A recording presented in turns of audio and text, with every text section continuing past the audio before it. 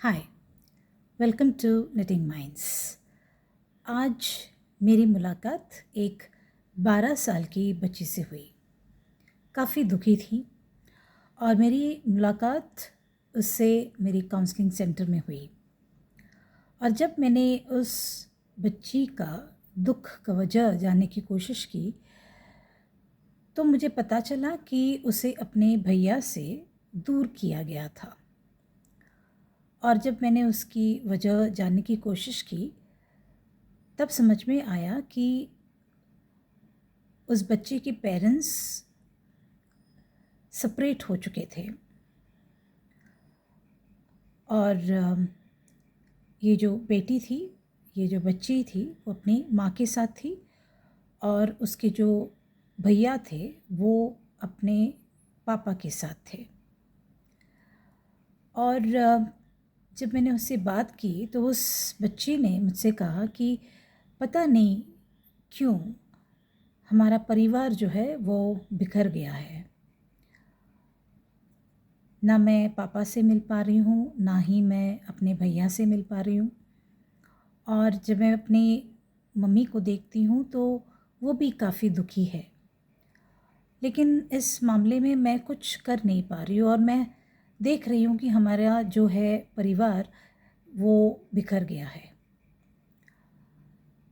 और जब मुझे ये बात पता चला तो काउंसलिंग सेशन में जब मैंने उस बच्ची के माँ को बुलाया तो जब उनसे बात हुई तो मुझे समझ में आया कि कुछ अनअवॉइडेबल सर्कमस्टेंसेस थी उनकी फैमिली में और ऐसे इंसिडेंट्स होने लगे जिससे कि अपने बच्चे के साथ उसे अपने पति का घर छोड़ना पड़ा। और काफ़ी रो रही थी वो मेरे सेशन में आकर। और 10 साल वो अपने पति के साथ निभाने की कोशिश की, लेकिन फिर उसे ऐसा लगा कि और वो ये जो भी टेंशन अपने घर में हो रही थी वो सह नहीं पा रही है और इसलिए उसने ये डिसीजन लिया कि वो अपने पति को छोड़कर अपना एक नई ज़िंदगी शुरू करेंगी। मैं उस पत्नी की सारी बातें समझ रही थी, लेकिन मुझे इस वीडियो के माध्यम से बस उन सारे पेरेंट्स को, उन सारे कपल्स को एक ही मैसेज देना है। और ये मैसेज ये है कि जब हम एडल्ट्स, हम जब बड़े जो है कोई भी डिसीशंस हमारी लाइफ में लेते हैं तो डेफिनेटली थोड़ी बहुत अपने इर्द गिर्द अपने परिवार के लोगों की डेफिनेटली थोड़ा सा ध्यान रखना बहुत ज़रूरी है। ख़ास करके वो पेरेंट्स और वो कपल्स जो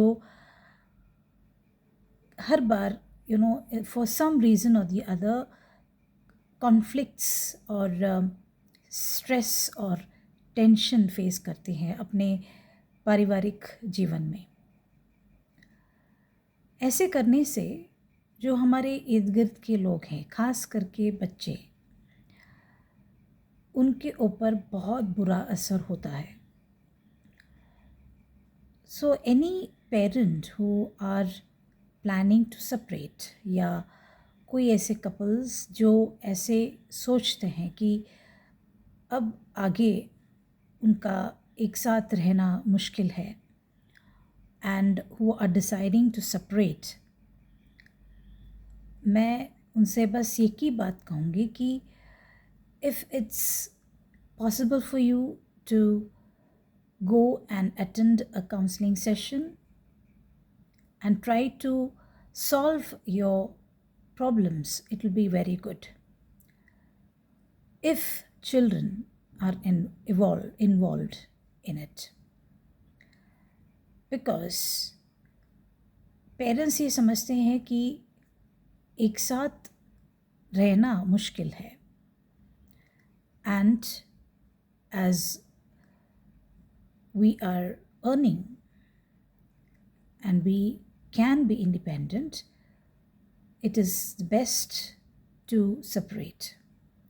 But उस separation में डेफिनेटली दोनों पेरेंट ने ये सोचना चाहिए कि ये सेपरेशन का असर अपने बच्चों पर किस तरह के तरीके से होगा, क्योंकि बच्चे नहीं समझते हैं पेरेंट्स की प्रॉब्लम्स को, उनके कॉन्फ्लिक्ट्स को।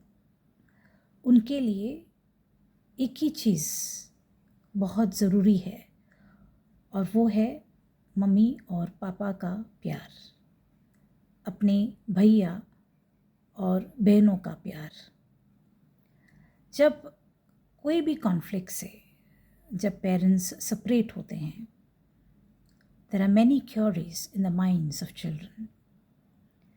तो हर पेरेंट ने ये ध्यान में रखना है कि in the process of separation you both take care of your child, of your children.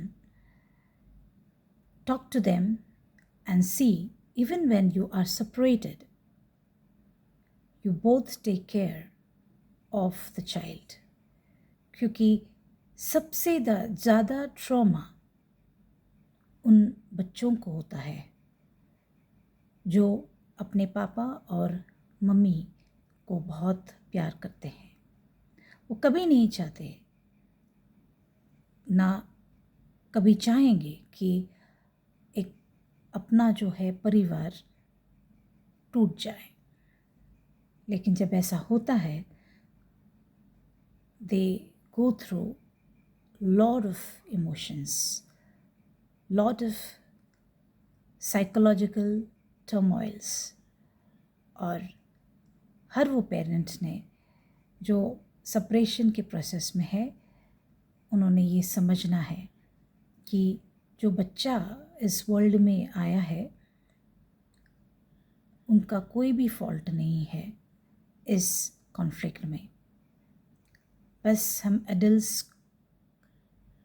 कई इश्यूज़ में अटक जाते हैं और हमें कभी कभी उसे सॉल्व करना काफ़ी मुश्किल हो जाता है। And we feel the separation is the only way to get out of it. But your children suffer the most.